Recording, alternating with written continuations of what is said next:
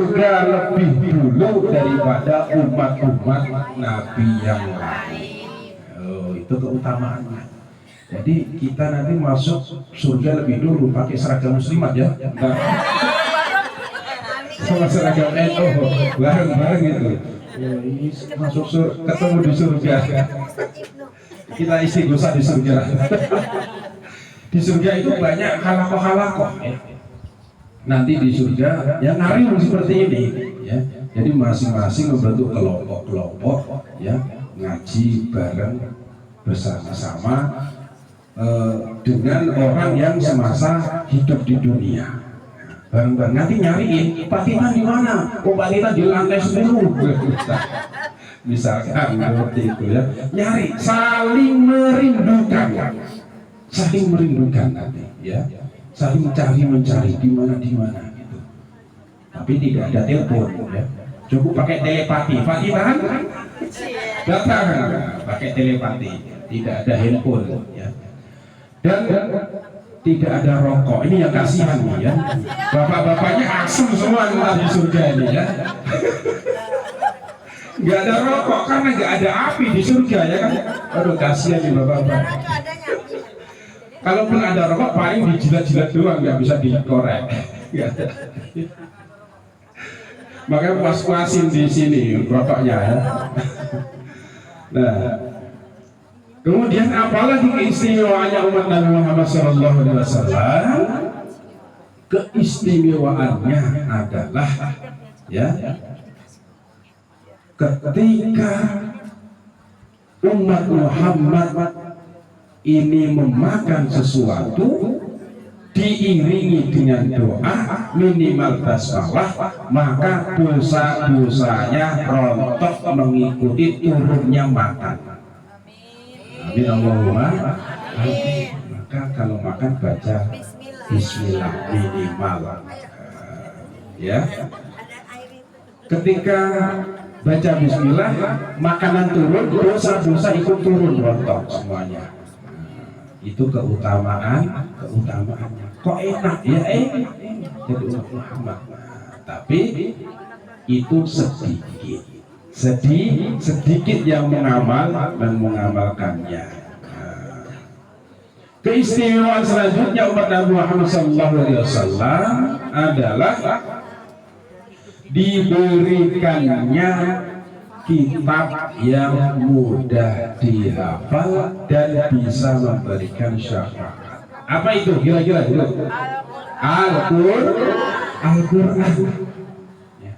Al-Quran. Nabi Musa alaihissalatu wassalam cemburu kepada umat Nabi Muhammad SAW. Dan Rasulullah pernah bersabda, ulama ummati ka'anbiya'i bani Israil. Nabi Musa protes. Emang siapa ulama siapa yang bisa menyaingi Nabi zaman Bani Israil?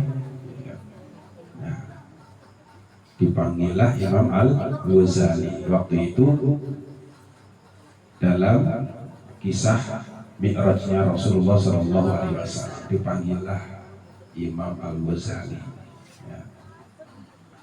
Imam Ghazali dipertemukan dengan Nabiullah Musa alaihissalam. Waktu itu Imam Ghazali masih dalam kondisi ruh, belum menjadi manusia, tapi dipanggil biqadrillahi ta'ala. Dipanggillah Ghazali sini, siapa namamu? Dipanggil Nabi Musa, siapa namamu? Ditanyai, nama saya Muhammad bin Muhammad Al-Ghazali. Nabi Musa protes, loh, kan saya cuma nanya nama kamu, ngapain kamu sebut bapakmu, kakekmu, buyutmu, sekalian canggah udah duduk sibur sebutin semua. Nah, protes.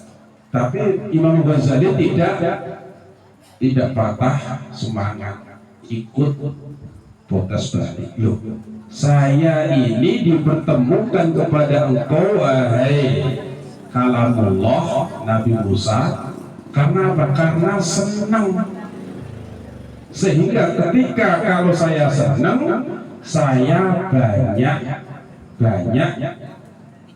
bicara, menggunakan kesempatan untuk supaya bisa lebih intensif mengobrol kepada Nabi Musa.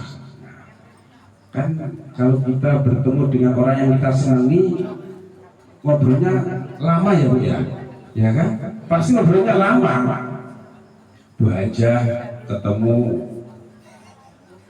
Ibu Ika atau Ibu Lela misalkan, ketemu. Bu Lela mau kemana? Mau ke pasar, mau beli kangkung sama singkong, ubi dan pisang. Nah kan ditanya, nanyanya cuma mau kemana doang, ya kan? Tapi nyebutinya kangkung, singkong, ubi semua yang mau dibeli disebutin. Padahal nggak nanya mau beli apa, mau pergi kemana doang. Ini tandanya orang senang. Tapi kalau orang yang nggak senang, Teh Lela mau kemana? Seperti itu. Udah amat mau kemana ya? Gitu. Jawabannya ketus ya kan?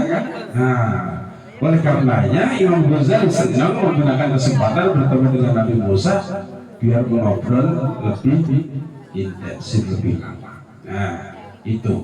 Wah ternyata benar, ulamamu lebih pintar, lebih cerdas dibanding Nabi Bani Israel. Nabi Musa cemburu dengan umat Nabi Muhammad diberi kitab yang sudah dihafal, yaitu Al-Quran. Allah Subhanahu wa Ta'ala berfirman dalam hadis qudsinya, "A'taitu ummat Muhammad nurani kaila yadurhum dhulumatan." Aku berikan umat Muhammad dua cahaya yang bisa mengalahkan dua kegelapan. Dua cahaya bisa mengalahkan dua kegelapan. Nabi Musa bertanya, "Manurani ya Rob, apa dua cahaya itu ya Rob?" Nurul Quran wa nurul Ramadan. Cahaya Al-Quran dan cahaya Ramadan yang bisa mengalahkan dua cahaya. Kemudian kembali lagi bertanya, wa ma'hurmatani ya Rob, dan apa dua kegelapan itu? Yang pertama adalah zulmatul qabri wa zulmatul yaumil qiyamah.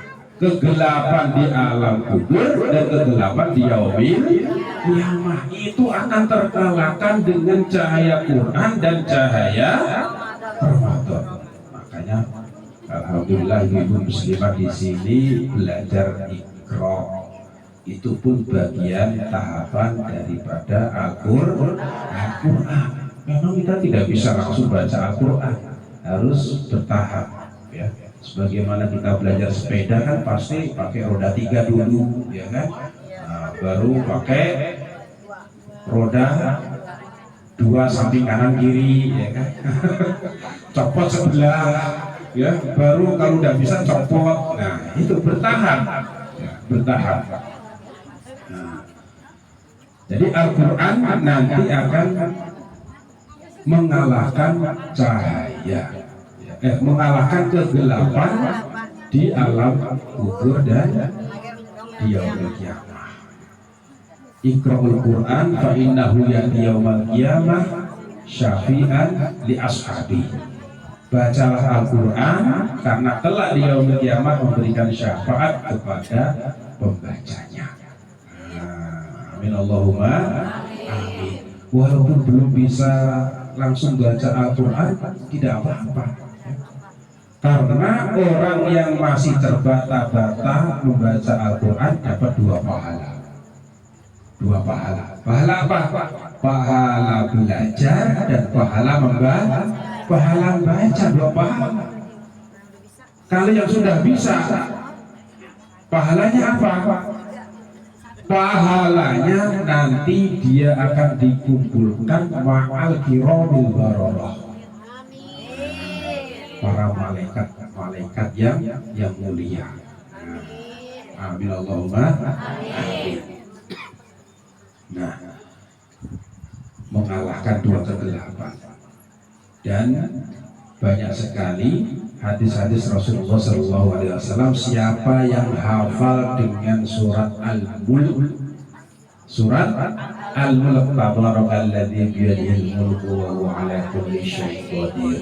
Nah, itu juz 29. Dia akan menjadi peneman, menjadi teman di alam barzahnya. Amin Allahumma amin. Menjadi teman di alam barzah, mengcounter pertanyaan malah malaikat. Dia yang akan menjawab surat Al-Mulk.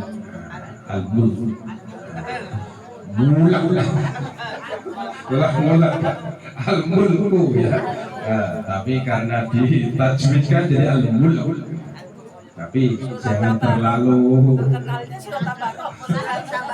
surat Tabarok ya boleh, surat Tabarok boleh, surat Al-Mulk boleh, tapi jangan terlalu jelas. Mulak jangan ya. Muluk oke. Alhamdulillah. Tidak jawab muluk.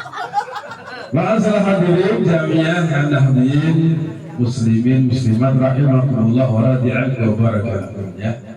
Jadi kita ini ya memang umat-umat yang teristimewa karena nabinya istimewa. Nah, karena istimewa kita patut bersyukur kepada Allah Subhanahu wa taala ditakdirkan sebagai umat Nabi Muhammad sallallahu alaihi wasallam. Ya. Kita harus bersyukur. Termasuk mengadakan acara Maulid ini merupakan bentuk rasa syukur ya.